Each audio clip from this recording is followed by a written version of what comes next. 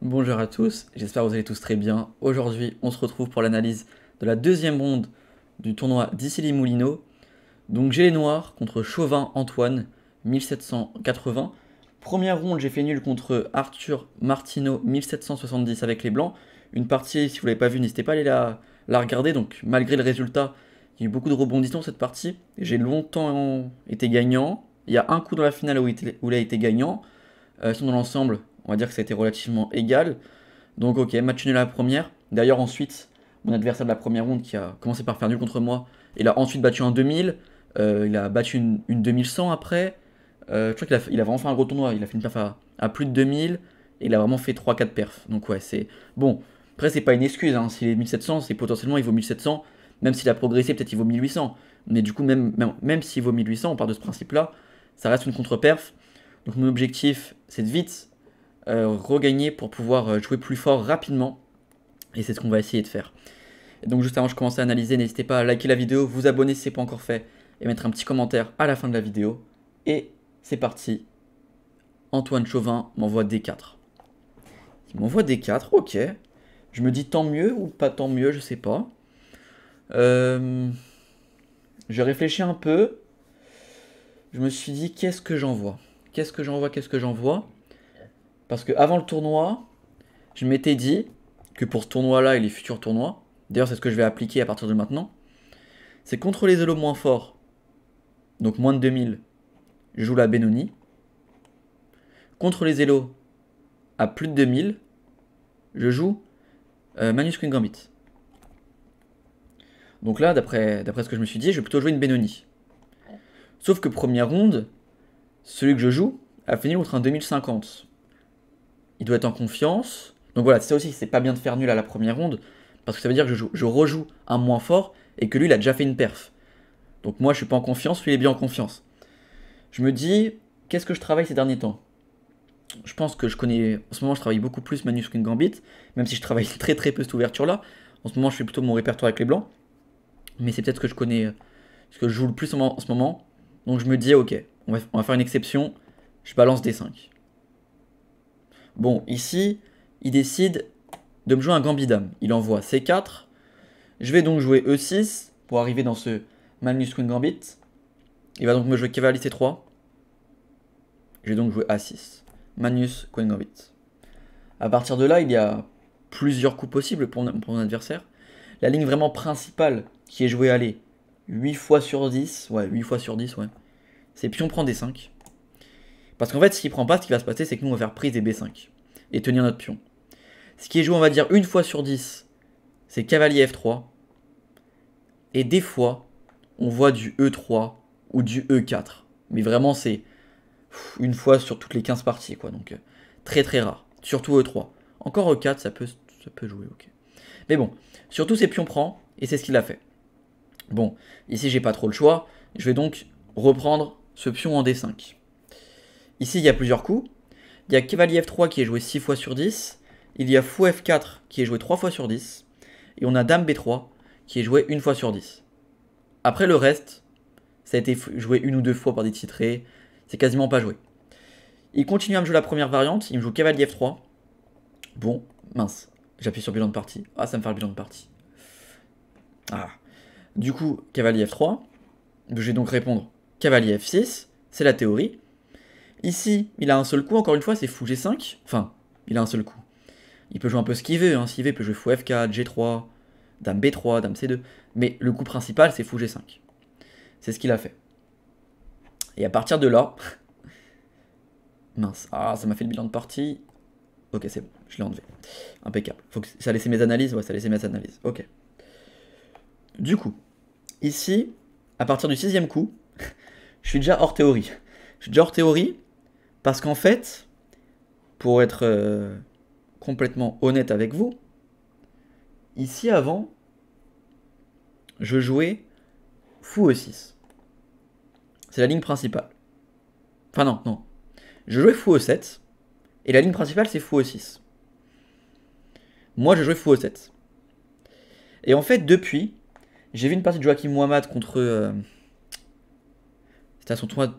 C'était à son tournoi de maître fermé. C'est contre qui? C'était contre un joueur pas très fort, je crois. Enfin, pas très fort. Solide, mais comparé à... Je crois qu'après les lots de Joachim, comparé au tournoi, c'était un des plus petits lots. J'ai un doute, je m'en souviens plus c'est qui. Et en fait, Joachim, il avait joué fou E6. Son adversaire lui avait joué E3, il avait joué cavalier BD7. Son adversaire avait répondu Dame B3, une sous-variante. Et Joachim avait joué tour A7, qui est peut-être une mauvaise idée. Et moi, j'avais un peu étudié cette position, et je m'en souvenais que c'était B5 le coup, qui va obliger mon adversaire à revenir en C2, sinon il va se prendre C5. Et maintenant, on joue quand même C5. Ça, c'est ce que j'ai étudié. Donc ça, je m'en souvenais. Mais en fait, moi, je me suis dit, là, j'arrive à ce coup-là. Je vais donc jouer fou E6. Et là, je me dis, ok, fou E6. S'il fait E3, je joue cavalier BD7. Et là, je me suis dit, mais si je joue fou D3, je me souvenais plus s'il fallait faire soit fou E7, soit fou D6. Parce que comme j'ai déjà le cavalier en D7, j'avais un doute s'il fallait d'abord jouer ça, ça. Est-ce qu'il faut jouer avec des setups avec C6, Dame C7? Est-ce qu'il faut jouer avec C5? J'avais plus trop les idées du setup. Donc je me suis dit, je suis pas très clair avec ça. On va donc jouer plutôt fou E7. Je sais que c'est pas la ligne principale.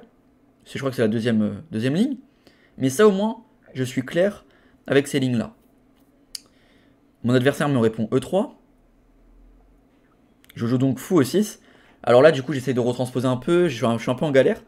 Mais fou E6, ça a été joué que 3 fois par des joueurs titrés. Ici, encore, la variante, c'est petit roc. Et je crois qu'il faut jouer cavalier BD7. Peut-être fou... Je sais pas. Mais ok, j'ai joué fou E6. C'est pas une erreur. Hein. C'est juste, ça a été très peu joué. Mais c'est pas une erreur en soi. Il me fait donc fou D3. Je réponds petit roc. Il me répond Dame C2. Pour menacer prise et fou prend H7. Je vais donc jouer H6. Complètement logique. Là, je joue assez rapidement ces coups-là. S'il prend, je fais fou prendre, j'ai la paire de fou, je vais jouer C5, je suis content. Enfin, je vais préparer C5, mais je vais le jouer. Et s'il recule, en H4, je vais donc pouvoir jouer cavalier BD7. Il va jouer petit roc, c'est la partie. Et maintenant, je joue C5. Je joue C5. On peut se dire, pour mon adversaire, le seul bon coup, c'est de prendre, parce que ça me crée un pion isolé, donc il est content. Et s'il prend pas, en fait, qu'est-ce qu'il va jouer? Je sais pas, imaginez qu'il joue un coup comme tour à C1. Bah maintenant, moi, j'ai joué C4. Et s'il recule, boum, B5, B4. Donc pas le choix. Pour lui, ici, il doit prendre. Il doit me créer ce pion isolé et m'empêcher de jouer C4. Ici, je fais donc cavalier prend. Je garde, j'enlève la menace du clouage, je garde le fou en E7. Et en même temps, je sors ce cavalier qui peut-être peut menacer prendre, qui peut menacer cavalier E4, qui peut menacer peut-être des découvertes. Donc cavalier prend, c'est un bon coup. Alors ici, j'ai été très surpris par son coup. D'ailleurs, il faut savoir que cette partie-là, je vais avoir quasiment la même à la ronde 4 contre le maître international Melchior Kotonek. Donc je vous spoil un peu qui j'ai joué. Mais ronde 4, j'ai joué un maître international. Et j'ai eu la même ouverture. La même position, sauf que le full est en E2. Et on parlera dans cette vidéo, c'est quoi la différence. Ici, mon adversaire a décidé de jouer cavalier E2. Et pour moi, je ne l'ai pas mis, mais pour moi, c'est sa première imprécision. Même si, quand tu regardes avec un ordi, il trouve pas ça, c'est une imprécision. Pour moi, c'est une imprécision humainement. En fait, c'est un peu un contresens, on va dire. C'est un peu un contresens, parce que ce cavalier, il est très bien ici. L'objectif de la position, pour les blancs, c'est de caler un cavalier en D4, je pense. Et celui-là, il va soit rester en C3, soit potentiellement venir en F4. Après, on peut se dire, oui, donc cavalier 2, il prépare, il va jouer en F4. Sauf que pour l'instant, je pense que c'est trop tôt. La priorité, c'est de caler un cavalier en D4. On contrôle la case d'avancée du pion. On contrôle pas mal de cases. On peut menacer cavalier prend aussi, parce que ça nous créerait 3 îlots de pion côté blanc. Alors oui, ça nous enlève notre mauvais fou, mais c'est vrai que ça crée 3 îlots, donc c'est assez chiant. Et aussi, ça peut préparer fou F5 ou cavalier F5. Donc pour moi, la priorité ici, c'est de faire cavalier D4. Ici, sur cavalier D4, j'avais clairement prévu de faire tour C8. S'il vient prendre, je fais pion prend. Et s'il fait tour à C1, pour placer ses pièces, j'avais prévu de faire cavalier CE4. Et après, c'est une partie, je pense qu'à un moment, il va devoir de toute façon prendre ce fou pour me créer 3 îlots de pion. Et après, ça va être une partie. J'ai l'impression quand même que je suis plus à l'aise. Mais de toute façon, ces positions-là, je les aime. Même quand je suis pas très bien, j'ai l'impression que je suis bien. Je sais pas, ces positions, je les aime bien. Bon, du coup, il me joue cavalier E2. Je joue donc tour C8. Clouage gratuit. J'y vais. Enfin, découverte. Il me joue donc tour à C1. Bon, pour l'instant, j'ai pas trop de découverte parce que si je fais cavalier CE4, il va juste me jouer par exemple dame D1. Et mon cavalier, il est bien beau ici, mais il sert pas à grand chose pour l'instant. Vaut mieux garder la menace. Si je fais cavalier prend D3, il va juste reprendre. Ensuite, j'ai un pion isolé qui il va pouvoir l'attaquer plein de fois. Donc, pas sûr que ce soit une très bonne idée. Donc, je décide de jouer un coup D'ailleurs, depuis le tournoi, j'ai travaillé ces variantes-là. Et en fait, j'ai joué un coup que j'ai vu dans pas mal de variantes, c'est Dame B6. Alors, quand j'ai joué à la partie, je connaissais pas ce coup. Mais du coup, en étudiant un peu ses positions, j'ai vu que Dame B6, c'est un coup qui revient très très souvent. Donc, je suppose que du coup, c'est un bon coup, aussi dans cette position. Après, c'est assez logique, hein. On veut lier les tours, jouer sur le clouage, sortir la dame. Elle a pas 36 000 cases. Si elle vient en A5, je vais peut-être perdre un temps quand il va faire A3. Si elle vient en C7, du coup, elle gêne. Si elle vient en D6, bon, je vais peut-être me prendre fou G3. Si je vais en D7, je vais me prendre cavalier E5. Donc la case logique, c'est B6. Donc, de toute façon, c'est un coup instinctif quand tu fais les coups candidats. Donc ici, il me joue B3. Alors, c'est quoi l'idée de B3? Alors, l'idée de B3, en fait, c'est de parer la menace cavalier prend D3. Parce que si je joue H3, je vais pouvoir lui menacer prise. Et, peut-être tour prend C1 d'abord. Et dame prend B2. Sur tour B1, dame prend A2. Et on rentre là-dedans. Et j'ai un pion de plus. Donc il a voulu parer cette menace avec B3. Logique. Et ici, je me dis, ok. J'ai le clouage. Pour l'instant, je peux pas trop en profiter. Parce que si je fais juste cavalier là, il va juste se décaler. Donc ok, j'ai un beau cavalier, mais ensuite, j'ai envie de dire, qu'est-ce que je fais ensuite? Pas grand-chose. Donc là, je me pose. Peut-être c'est le premier coup, je me pose. Dans l'ouverture, je me suis un peu posé pour voir l'ordre de coup. Mais très très rapidement. Là, je crois que j'ai encore... j'ai pas ma feuille avec moi, mais je crois que j'avais 1h27, si je me souviens bien. J'avais noté le coup au 15e, 1h27. Et donc là, je me mets un peu à réfléchir. Parce que je me dis, c'est un moment important. C'est maintenant que je dois me créer un plan. Parce que si je le laisse jouer, il va pouvoir s'en sortir. C'est maintenant qu'il faut que j'arrive à marquer le coup. Donc je commence à calculer les coups forcés. Cavalier prend, dame prend. Je me dis, est-ce que j'ai le temps de recycler comme ça pour l'embêter? Ça me paraît assez lent. Il y a cavalier D4. Cavalier prend, je me suis dit, c'est mauvais, ok. Cavalier E4, j'ai dit donc juste dame B2. Il va pouvoir venir échanger, il n'y a rien de spécial, ok. Cavalier A4, je menace rien. Cavalier A4, il peut juste jouer dame B1. Je suis obligé de repartir. Donc pas possible. Le fou peut pas bouger, celui-là non plus. Donc là, je commence à calculer G5. Je calcule d'abord les sacrifices. Je vois que ça marche pas. Je calcule donc directement fou G3. Fou G3. Maintenant que j'ai plus le clouage, je peux me permettre de jouer cavalier FD4. Cavalier FE4. Alors, à quoi sert cavalier FE4? Après G5, fou G3, cavalier FE4, c'est la partie. C'est quoi l'idée? En fait, c'est de menacer cavalier A4. Je vous montre un exemple. Cavalier A4. C'est ça mon idée. Parce qu'en fait, la dame, elle va où? Si elle va en D1. Alors, je crois que je mettais du sale là-dessus. Oui, j'ai cavalier B2. Et je vais gagner du matériel. Il y a une fourchette. Il a quoi comme autre case? Il peut pas aller là, pas aller là, pas aller là. Il a dame B1. Dame B1, j'avais prévu quoi déjà? Dame B1, j'avais prévu un truc. Ça. Ah oui, dame B1, j'avais prévu cavalier prend G3. Sur pion prend, il perd E3. Donc cavalier prend. Et ensuite, on va pouvoir jouer cavalier C3. Dame bouge. Et fou F6. Et là, complètement, il est très très sous pression. Donc je me suis dit, j'ai une grosse menace. Je balance donc directement G5 et cavalier FE4. Et en fait, la variante cavalier A4, dame B1, ce qui serait encore mieux, je me dis, c'est si j'ai cavalier D2 fourchette. Donc je me dis, je vais essayer de préparer et jouer G4. Comme ça, cavalier bouge, et cavalier A4, dame B1, cavalier D2. Donc là, je calculais des coups comme H3. Je me suis dit, ok, sur H3, peut-être que je peux donc maintenant venir prendre ça. Cavalier prend, je remets un cavalier en E4. Ça peut être intéressant, il va jouer dame E2. Je peux jouer peut-être cavalier prend comme ça, venir créer des faiblesses. Donc je me dis, ok, H3, c'est mauvais, mais du coup, comment il part G4? Et là, je commençais vraiment à me sentir très très bien, parce que je vois pas trop comment il part G4. Et là, en fait, il me joue cavalier FD4. Là, cavalier FD4. Je vais vous dire clairement ce que je me suis dit. Et du coup, j'ai peut-être pas si raison que ça. Mais je me suis dit, c'est pas possible. Il voit pas les tactiques en deux. Je me suis dit qu'il y a un problème là. Je me suis dit, cavalier A4, qu'est-ce qu'il fait? S'il prend, il perd la dame. Il peut pas mettre une pièce devant. S'il fait dame B1, il se prend fourchette. S'il fait dame D1, il se prend fourchette. Je me dis, attends, mais je dois forcément rater un truc. Ça paraît beaucoup trop beau pour être vrai. Je calcule. Je vois rien. Je calcule. Je vois rien. Je balance cavalier A4. Et je me dis, Bon, j'ai calculé, si j'ai raté un truc, tant pis pour moi, c'est de ma faute. Si j'ai rien raté, tant mieux, j'ai gagné une pièce. Enfin, une qualité. Ici, mon adversaire, Tempo, me répond Dame B1. Et je me dis, mais attends, mais... Donc, du coup, j'ai gagné bien une qualité. Et c'est à partir de là, où le titre va prendre sens, la pire partie de ma vie. Parce qu'en fait, ici, cavalier A4, première gaffe d'une longue série de gaffes. Mon adversaire a raté une tactique plutôt esthétique, c'est fou C7. Alors franchement, quand tu la vois, elle est pas compliquée, c'est vrai. Mais quand tu y penses pas, franchement, enfin, faut y penser. Faut y penser à fou C7, parce que c'est compliqué à y penser, je trouve. L'idée, c'est quoi? Donc, si je bouge ma dame, je perds une pièce, donc dame prend. Dame prend, tour prend, tour prend. Et maintenant, si je bouge le fou, attaque la tour, il repart. Et quand je reviens, il va pouvoir faire prise-prise. Et on remarque qu'à la fin de tous les échanges, il a une qualité en plus. Mais en fait, ça paraît tellement bizarre, ce coup fou C7, qui est pas très compliqué en soi. C'est une tactique en quoi? 3 coups? Ça a l'air simple. Mais t'y penses tellement pas. Déjà, je pense, il s'est clairement dit, oh non, je suis trop nul, je me prends une tactique en 2 coups.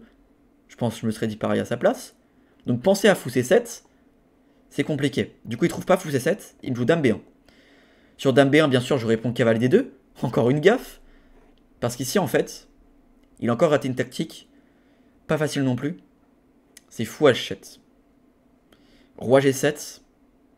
Fou E5. Fou F6 forcé. Fou prend. Roi prend. Et maintenant, dame A1. Parce que quand je vais prendre la tour, il va juste reprendre. Et sur roi E7 pour me déclouer, il va reprendre le cavalier. Et à la fin de tout ça, on remarque quoi? On remarque qu'il a 2 pièces pour ma tour. Et si je me décloue pas, et que je bouge mon cavalier quelque part, oula là je donne une pièce en 1, cavalier C5, bon en fait il va juste faire cavalier F5, et c'est mat. Mon roi il peut aller nulle part, je peux juste faire D4 et c'est mat. Donc, il a raté cette deck fou H7, qui est plutôt joli. Roi G7, fou F6, prise dame 1. J'ai de la chance. Il fait donc dame 1 direct. Je fais donc cavalier prend, parce que maintenant ça marche plus fou H7. J'ai juste roi prend. C'est plus défendu par la dame. Il va donc reprendre ce cavalier. Je fais donc cavalier C5. Je m'enlève la pression. Il fait donc fou B1. Je fais fou F6. Il fait dame B2. Et là, j'ai fait cavalier D7. Alors, cavalier E4, je pense que c'était beaucoup mieux. Parce qu'en fait, sur cavalier E4, j'avais peur de quoi? Je m'étais dit peut-être F3, ça pouvait être chiant. Mais en fait, il y a juste cavalier C3.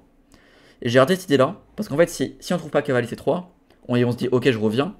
Bah là, franchement, dame D2. Il va jouer avec H4. Il va venir m'embêter. Peut-être dame D3 même pour menacer mat. Donc franchement, c'est chaud.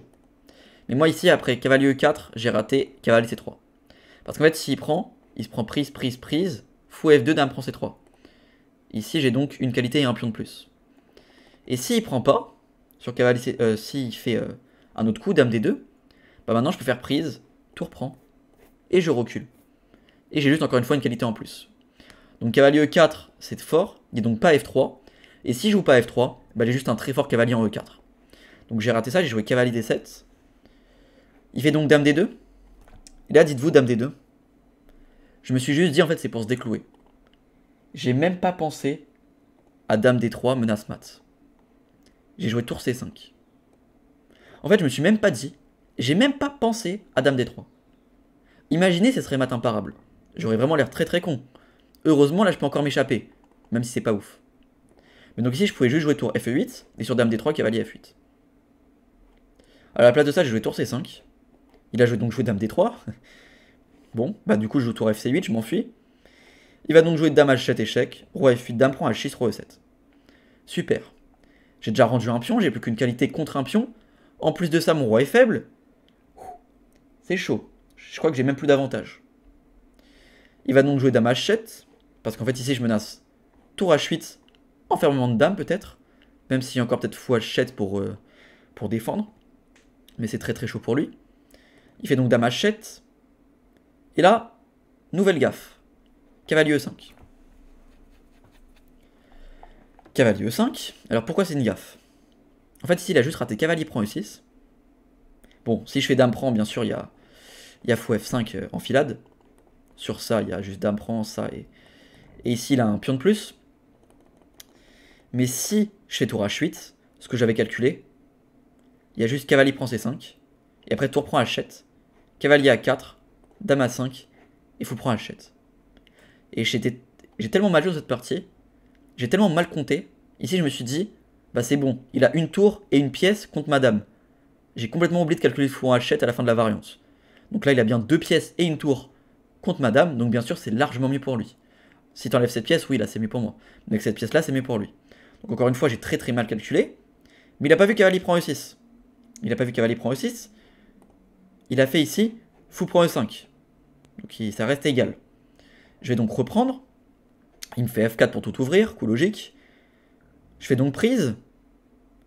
Et maintenant, il fait cavalier prend E6. Alors ici, j'ai fait dame prend E6. Pourquoi? Ici, le meilleur coup, c'est tour H8.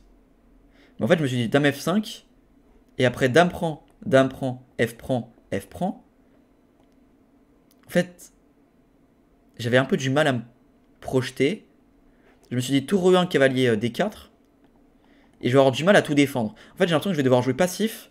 Et lui, ça va être facile. Il a des pions passés. Ça va être très simple.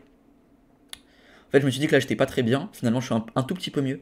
Donc, tour H8, c'était une bonne idée. Mais du coup, je me suis dit, au lieu de rentrer dans une finale où j'ai juste un pion de plus, mais c'est chaud, je vais rendre la qualité. J'ai joué dame prend E6. Je vais le laisser faire fou F5. Et maintenant, je vais venir en B6. Parce que maintenant, quand il va prendre ma tour, c'est ce qu'il a fait, je vais pouvoir reprendre. Et là, maintenant, j'ai matériel égal.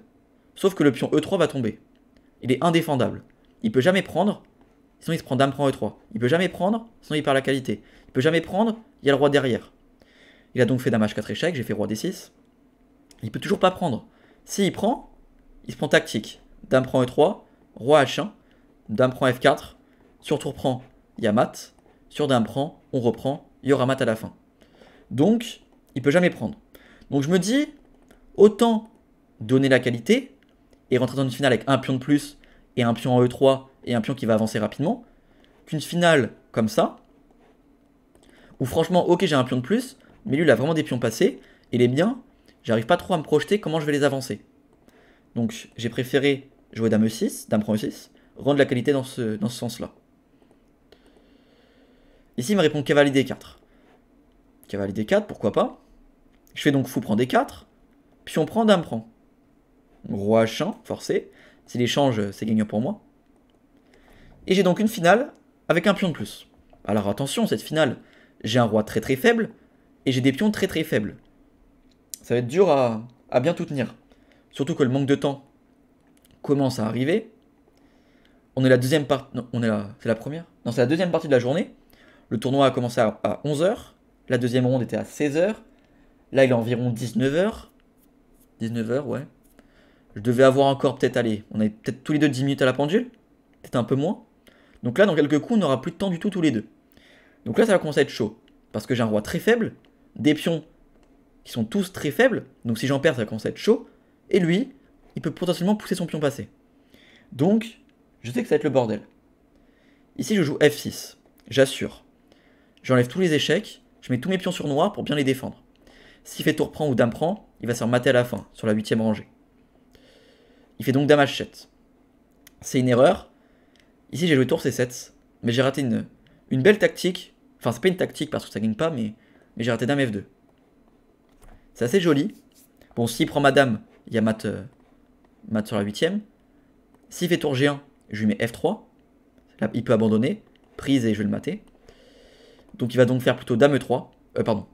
Il va plutôt faire dame D3. Et là-dessus, moi je vais jouer dame E3. S'il échange, c'est complètement gagnant pour moi. S'il recule, tour C3. Je vais préparer F3 rapidement. D4, D3, etc. Donc là, bien sûr, je suis complètement gagnant. Donc j'ai raté ce titre avec dame F2, tour C3. J'ai joué tour C7. Bon, j'ai plus beaucoup de temps, hein, j'ai assuré un peu. Il a donc joué dame G6. J'ai joué tour E7. J'essaie d'activer ma tour. Parce que je ne pouvais pas rentrer sur la 7ème, ici. Il me fait donc H4. Et là, je calcule F3. Mais j'arrive pas à trouver la suite. Parce que je vois bien qu'il y a un pion, il y a un problème, mais il faut trouver quelque chose de concret. Et moi, je trouve pas la chose de concrète. Donc F3, j'ai calculé donc. Bon, sur pion prend, il part la partie. Tour prend, il part la partie. J'ai donc calculé dame G3. Échec pour gagner le pion. Et je me suis dit, ici, il va me faire plein d'échecs. Je vais finir avec un roi en A5. Et franchement, cette position-là, elle fait pas rêver. En fait, ici, clairement, je vais vous le dire, hein, j'avais l'impression d'avoir une position égale. J'ai un pion à 4 cases de fer dame, il en a un pion en face de l'autre, 2 pions en face des autres. On a tous les deux un roi faible, surtout le mien. Donc je me suis dit, franchement, je vois pas comment je suis mieux. Et ici, l'ordi donne avantage noir, il donne -3. Franchement, c'est hyper dur à comprendre. Franchement, ok, le pion H4 va peut-être tomber, mais encore, il faut aller le chercher. Hein. Donc, franchement, c'est hyper dur à comprendre. Donc j'ai pas réussi à trouver cette idée-là. J'ai donc joué dame E5. Je me dis, s'il pousse H5, je vais lui mettre dame G5. Force l'échange des dames, sinon je ramasse. Et cette finale-là, elle est complètement gagnante pour moi. Je vais ramasser ça. Donc, il fait tour C1. Je fais tour C7, je propose l'échange. Parce qu'en fait, s'il prend, il se prend dame E1 échec, roi H2, prise, dame E1, roi H2, dame G3. Et maintenant, on va tout échanger pour gagner cette finale. Donc ça, j'avais calculé. Je savais que c'était gagnant pour moi. Il va donc décaler sa tour. Je vais donc faire tour C8, petit coup d'attente, essayer de coulisser en H8 pour gagner ce pion. Il fait donc dame H6, il m'empêche de venir faire tour H6, et en même temps, il menace de ramasser ce pion.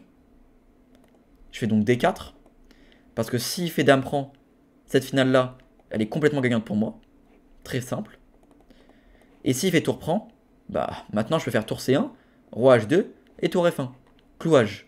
G3 pour défendre, et maintenant on fait juste dame E2, roi H3 et mat. Il peut donc pas défendre sa tour, il va donc perdre sa tour. Donc tour prend F4 c'est pas possible, dame prend on gagne la finale. Il va donc jouer dame H7. Je vais donc jouer. Maintenant je le trouve, et là, franchement, j'ai usé mes dernières secondes, tout mon temps sur ce coup. Après, le coup que je vais jouer, je pense que je dois avoir 31 ou 32 secondes à la pendule. Genre j'ai vraiment 0-0 quoi. Je calcule à fond, parce que je sais que je sens qu'il y a un truc. Je sens qu'il y a F3 qui peut être intéressant. Je calcule quoi? Déjà, premièrement, s'il prend la tour, de la tour, il y a mat. Tout simplement. Maintenant, s'il prend du pion, encore une fois, boum, on va juste jouer dame E2, attaque la tour. S'il la bouge, il perd le pion. S'il fait roi G1, boum, tour C2. Mat imparable. La partie est terminée. Ce qui veut donc dire qu'il ne peut pas ramasser ce pion. Ensuite, je calcule G4. Mais là, je me dis dame G3, mat imparable. Sur tour là, il y aura mat en H3. Je me dis, il peut donc pas bouger ce pion, pas le prendre, pas le prendre. Donc, et s'il fait rien, imaginez que je joue un coup comme dame G6, maintenant j'ai F2. S'il prend, il se prend dame E1. Et même s'il prend pas, il va se prendre des dames E1 ou des tactiques. Ou peut-être des tours C1. Imaginez que je joue un coup d'attente. Tour C1, prise, et maintenant dame F4. Attaque la tour, et menace mat. Donc c'est fini. Donc, il peut pas faire dame G6. Donc rapidement, je me dis, le seul coup c'est dame prend B7. Pour venir défendre. C'est la partie d'ailleurs, il l'a trouvé. Donc là, bien sûr, je fais pion prend G2, dame prend forcé, et tour C3. Donc là, c'est la vente que j'avais calculée ici. Je m'étais dit F3, dame prend B7, pion prend, dame prend, et tour C3. Parce qu'en fait, ici, je me suis dit, il va plus pouvoir pousser son pion. Cette structure va être très forte. Ma dame va parler tous les échecs, et je vais pouvoir avancer tranquillement, avec les menaces de mat, en H2. Je fais donc F3, prise, tour C3. Là, il me fait dame H2. Bon, encore une erreur, je fais roi E6. Bon, même si c'est complètement gagnant ici. Mais j'ai raté un coup qui terminait directement la partie. C'était tour G3. Tour G3, qu'est-ce qui se passe? S'il fait rien, il y a mat. Tour G1, il y a tour prend d'abord. Sur roi prend, j'ai dame prend H2 et le pion va à dame. Et sur dame prend, je lui mets juste dame E4, dame G2, prise, roi G1, dame G5. Échange des dames, c'est terminé. Donc j'ai raté cette deck tour G3. Parce qu'en fait, c'est imparable. C'est imparable. S'il bouge la dame très loin, il va se prendre du tour H3, il va se prendre plein de choses. Je sais pas, voilà, je sais pas ce qu'il peut se prendre. Et même D3, dame là, bref. C'est abandon. C'est abandon, c'est abandon. Donc j'ai raté cette deck tour G3 et j'ai joué roi E6. Après, j'avais plus que 30 secondes à la pendule. Donc je me suis dit, on va jouer sécure, tranquille. J'ai un pion de plus. Je vais essayer de parer tous les échecs et après, je pousse mon pion. Donc là, il joue dame G2. Je vais donc faire D3. Je calcule dame G4 en fait ici en jouant D3 et je me dis je vais juste jouer roi D6 et sur dame B4 j'ai juste roi C7 et il n'y a plus d'échec. Ça tombe bien pour moi, c'est ce qu'il a joué. Dame G4, roi D6, dame B4 et roi C7. Donc c'est la vente que j'ai calculée. Je peux donc jouer deux coups tempo Je peux récupérer une minute, c'est important. Et là, il me joue tour G1. Tour G1, je me dis c'est bon, c'est gagné. Je balance dame D5. Bon, s'il fait roi H2, j'ai juste à faire dame D6. Ah non, dame D6, c'est pas clair. Je peux jouer tour C2. Donc roi G3. Et maintenant dame E5. Et là, je savais que pas besoin de calculer. Il va revenir. Non, j'échange pas. Si on sait. Peut-être roi D6. Bref, ça, je savais que ça allait gagner facilement. Et s'il fait tour G2, pareil, je me suis dit tour C1 échec. Roi H2, c'est la partie. Et dame D6. Et c'est complètement gagnant. Dame prend forcé. Roi prend. Roi G3. Tour C2. S'il prend, je vais à dame. Il va donc faire tour G1. Attention à ne pas faire T2. Parce que ça, c'est pas facile à gagner. Après tour D1. Roi E5. Roi F2. Roi là. Roi E2. Roi C3. Je pense que c'est même nul. Je vois pas comment j'avance en fait. H6. Si je prends ça, c'est draw. Enfin non, si je prends ça, c'est même perdant. Donc tour A5. Tour prend D2. Et après, quand je vais vouloir récupérer le pion, ça va draw. Ça, c'est complètement draw. Philidor et c'est nul. Même le pion, il est défendu par la tour sur le côté, c'est nul. Ok. Donc, il faut que je fasse très attention à ne pas pousser directement le pion. Et j'ai bien fait attention. J'ai joué roi E5. Il joue roi F3. Je joue donc roi D4. Je l'empêche de venir passer. Il joue donc H5, il pousse son pion passer. Je fais donc tour H2. Je menace de le ramasser. Il va donc faire tour G4 échec. Roi C3. Tour C4, roi B2. Il fait roi E3 pour attaquer le pion. Je vais donc faire D2. Menace la promotion, qui force tour D4. Je vais donc maintenant pouvoir jouer roi C1. Menace promotion, qui force tour C4. Si je me décale, il va revenir et faire nul. Donc je fais plutôt roi D1. Et maintenant sur tour C5, je peux faire roi E1. Et il abandonne. Il abandonne parce que la promotion est inévitable. En fait, peut-être, je calculais un peu roi D3 avant qu'il joue tour C5. Mais je me suis dit, ok, juste je vais jouer tour H3. Le roi va reculer. Et je vais pouvoir même échanger les tours en fait. Je peux déjà jouer roi E1, mais je peux même jouer tour H5. Roi bouge. Et déjà prise en fait. Et ça va être complètement fini. Donc là, je me suis dit, en fait, il n'y a plus rien qui parle la promotion. Il fait donc tour C5 et je joue roi E1. Il abandonne. Et ça fait une victoire. Peut-être la pire partie de ma vie. Alors, peut-être de ma vie, j'abuse un peu parce que... En tout cas, peut-être la pire partie de cette année pour l'instant. Ça, c'est clair. Je pense malgré la victoire. Hein, malgré la victoire. En fait, j'étais limite plus content d'avoir fait nul à la ronde d'avant. En jouant la partie que j'ai jouée. Parce que c'était un adversaire qui a fait une belle partie, qui a fait un bon tournoi. Que faire cette victoire dans une partie très très moyenne.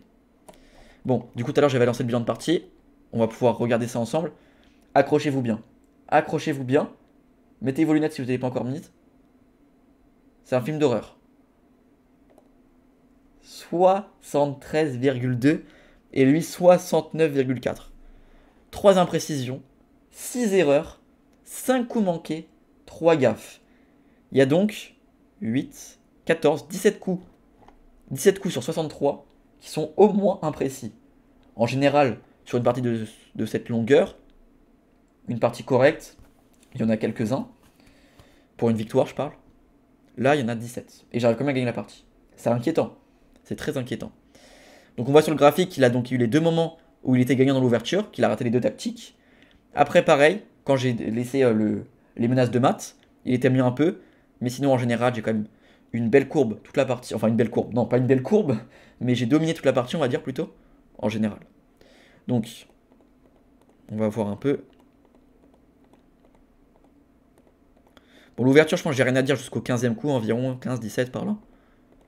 Il y a rien. En fait, mais ça, en fait, c'est des positions que j'ai étudiées, donc je connais encore mieux maintenant. Donc, pour les prochaines parties, enfin pour les prochains tournois, parce que j'ai rejoué des parties sur cette ouverture dans ce tournoi, et j'ai pas eu le temps de regarder. Donc, je parle pour les prochains tournois.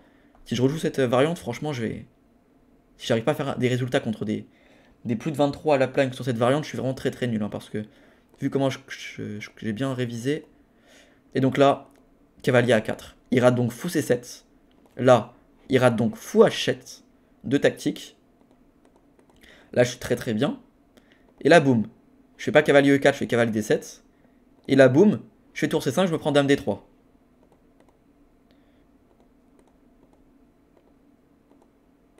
Là, cavalier E5, boum. Il rate cavalier prend E6. F4, c'est vrai que la F4, il m'a laissé un peu revenir. Bon, ok, l'ordi voulait pas que je donne la qualité, mais moi, franchement, même en revoyant l'analyse, je préfère quand même donner la qualité. Et à partir de là, c'était déjà un peu mieux. Je trouve que j'avais plus de temps ici, hein. À partir de là, j'avais plus de temps. Donc je trouve que quand même, j'ai plutôt bien maîtrisé la finale. Franchement, j'ai eu les deux tactiques que j'ai ratées. Non, les deux tactiques plus Dame D3, donc les trois tactiques. Sinon, c'est une partie plutôt maîtrisée. C'est faux, c'est pas du tout maîtrisé. Non, en vrai, non, plus sérieusement, je pense que la finale, même si l'ordi donne beaucoup de coups manqués, etc., je trouve qu'elle était extrêmement complexe. Et que pas sûr, même dans un bon jour, j'aurais peut-être pas forcément mieux joué. Ok, si, j'aurais mieux joué. Mais c'est pas non plus facile. J'ai quand même trouvé des bonnes idées avec F3, avec les tours. Bon, j'ai pas tout expliqué, mais il y avait des idées importantes à comprendre aussi. Donc franchement, je pense que c'est quand même correct la finale. C'est surtout l'ouverture et le milieu de jeu que j'ai très mal joué. Et du coup, là, ok. Bon, l'ordi donne erreur Dame D6 parce que je crois que Dame E5, c'est plus 10 quasiment. Donc je pouvais terminer la partie plus rapidement. Mais je préfère assurer, j'ai 30 secondes à la pendule. Et ensuite, je ramène mon roi tranquillement. Et je fais la promotion. Ok. Donc voilà pour ce Road to FM numéro 44. Deuxième ronde ici les Moulineaux. J'ai gagné 1,5 sur 2. Prochaine ronde, je joue contre un 1550. Avec les blancs, malheureusement, j'étais pile poil au milieu. Donc c'est soit je jouais un 2300, soit je jouais un 1500. Malheureusement, en ce moment, dès que je suis au milieu, je tombe pile poil à chaque fois en dessous. C'est comme ça. Faut faire les résultats. D'ailleurs, ne pensez pas que c'est une partie facile. Je vous spoil pas. Je vous spoil pas, mais... Ah, bon. Du coup, prochaine partie, mercredi, ronde 3. N'hésitez pas à vous abonner à la chaîne. Les 5000 abonnés, je tourne la vidéo vendredi soir. Je sais pas si on les a passés entre temps, mais merci si on les a passés. Merci prochainement si on va les passer. Et moi, je vous dis à mercredi pour la ronde 3. N'hésitez pas à mettre un petit commentaire, vous abonner au compte Instagram. Et moi, je vous dis à bientôt. Allez, ciao.